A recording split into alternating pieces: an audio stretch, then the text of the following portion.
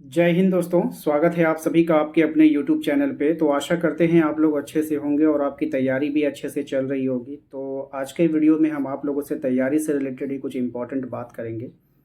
जैसे कि आप लोगों का एग्ज़ाम के लिए अब मात्र कुछ ही महीने बचे हैं, चाहे आप क्लास 10th में हो, 11th में हो, 12 में हो या फिर 9th में हो। तो अभी से आप लोगों को ना कुछ टारगेट होना चाहिए होगा, ठीक है। अभी भी बहुत सारे बच्चे होंगे जिन्होंने अच्छी तरीक़े से पढ़ाई ही शुरू नहीं की। कुछ सोच रहे होंगे कि नहीं अब नवंबर से हम तैयारी करेंगे, कुछ सोच रहे होंगे कि नहीं दिसंबर से तैयारी करेंगे। तो आपसे बेहतर आपको कोई नहीं जानता है, ठीक है। आपके मम्मी आपके पापा आपसे अगर पूछेंगे कि बेटा बताओ कैसी चल रही तैयारी, तो आप तो कह दो कि तैयारी बहुत अच्छी चल रही है, लेकिन आपका दिल ही जानता है कि आपने कितना तैयार हो, अपने पढ़ाई के प्रति आप कितने रेडी हो, ठीक है कि नहीं। तो ये आपका दिल जानता है और कोई नहीं जानेगा, आपके दिल की बात को कोई नहीं समझ पाएगा। तो आप लोगों को करना क्या है ना कि एक टारगेट फिक्स करना होगा आपको, ठीक है। टारगेट जो होता है ना वो बहुत होता है, बहुत इंपॉर्टेंट होता है और टारगेट से कभी भी डरना नहीं चाहिए। और कभी भी आप अपने टारगेट जब फिक्स करोगे ना, सुबह उठो, मैंने बहुत सारे स्टूडेंट्स को देखा है कि वो सुबह उठकर टारगेट फिक्स करते हैं।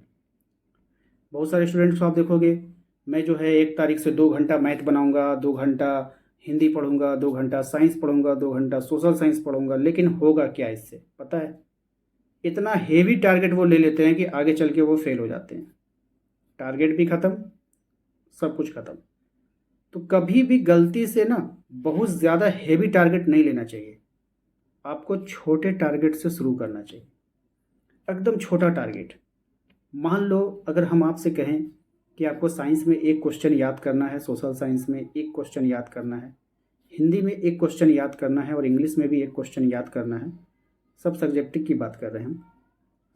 तो आप बोलोगे क्या सर, एक एक क्वेश्चन दे रहे हैं आप, इतना आसान दीजिएगा तो कैसे होगा, फाइनल एग्ज़ाम तो बहुत नज़दीक है। अरे बाबू तुम पहले एक एक से स्टार्ट तो करो। जब तुम एक एक से स्टार्ट करोगे ना, 2-3 दिन के बाद आपको लगेगा नहीं, एक से काम नहीं चलेगा, अब हम इसमें दो शामिल करेंगे, ठीक है।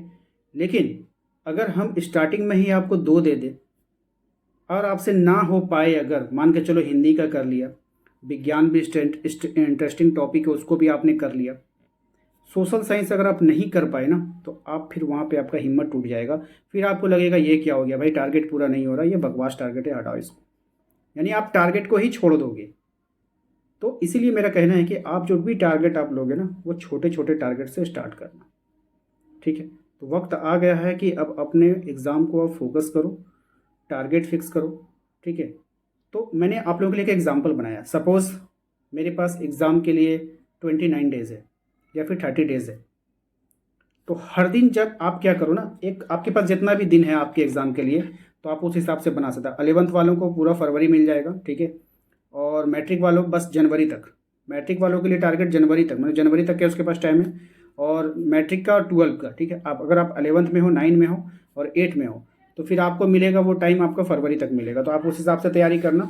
और आप लोग ना इस तरह से रिमेनिंग टाइम का एक लिस्ट बनाना, ठीक है। यहाँ पर एक रिमेनिंग टाइम लिख लेना और इस तरह से उल्टा गिनती लिखना है आप लोगों को। उल्टा गिनती कैसे लिखेंगे, 29, 28, 27, 26, इस तरह से डेट बनाना है। आपका जितना भी टाइमिंग है, अगर आपका 70 दिन टाइम है आपके पास तो 70 दिन का बनाइए, 60 दिन का टाइमिंग है आपके पास तो 60 दिन बनाइए, उस हिसाब से बनाइए। मैंने तो आपको बता दिया कि जो अगर आप मैट्रिक में हो तो आपको जनवरी तक का टाइमिंग मिलेगा, ठीक है। अगर आप मैट्रिक इंटर में हो तो, और उसके अलावा आप 11 में हो, 8 में हो या फिर 9th में हो, तो फिर आपको पूरा फरवरी भी मिलने वाला है। फरवरी का 28 दिन भी आपकी झोली में जाने वाला है।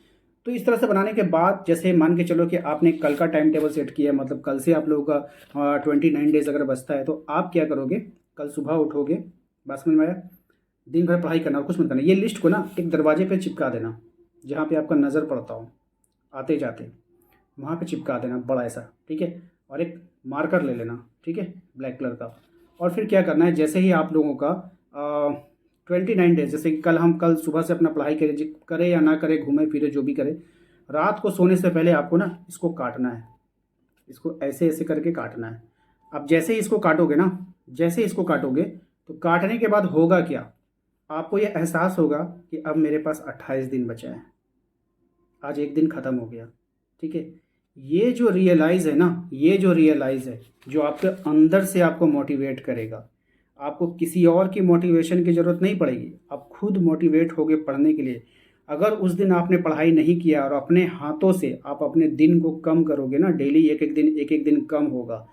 जिस दिन 7 दिन कम हो गया ना, आप देखोगे उस स्क्रीन पर, मतलब उस पेपर पे जब आप देखोगे कि मैंने 7 दिन अपनी इन हाथों से काटा है और उन 7 दिनों में मैं कुछ भी नहीं पढ़ पाया हूँ, आप अंदर से मोटिवेट होगे और फिर आपके अंदर का जो है ना अंतरात्मा कहेगा नहीं, अब बहुत हो गया खिलवाड़, अब कल से पढ़ूंगा तो पढ़ूंगा।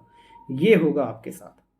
आप इस चीज़ को करके देखिए। मैं जब स्टूडेंट था, मैं तो अभी भी फॉलो करता हूँ। मेरा कोई भी एग्ज़ाम आता है तो मैं ऐसा ही करता हूँ, अपने टारगेट को अपने दरवाजे पे चिपकाता हूँ और डेली उसको कट करता हूँ रात को सोने से पहले। इससे होता है, रात को सोने से पहले इसलिए करना है क्योंकि आपको रियलाइज़ होगा कि आज पूरा दिन आपने किया क्या, क्या पूरा दिन आपने बर्बाद कर दिया इसी तरह। ठीक है, तो इस तरह से आप अपने परीक्षा की तैयारी अच्छे से कर सकते हो। बाकी सारी जानकारी तो आप लोगों को मिलती ही रहती है, तो और क्या बताएंगे। बस सोचे कुछ आज आप लोगों से दिल की बात किया जाए, पर्सनल बात, तो इसीलिए आप लोगों के सामने हम प्रेजेंट हुए हैं। आशा करते हैं आप लोगों को हमारी बात पसंद आई होगी। वीडियो को लाइक करके चैनल को सब्सक्राइब कर लीजिए तैयारी करने के लिए, और साथ ही साथ दोस्तों तक शेयर कीजिए। मिलते हैं हम लोग नेक्स्ट अगले वीडियो में। Thank you.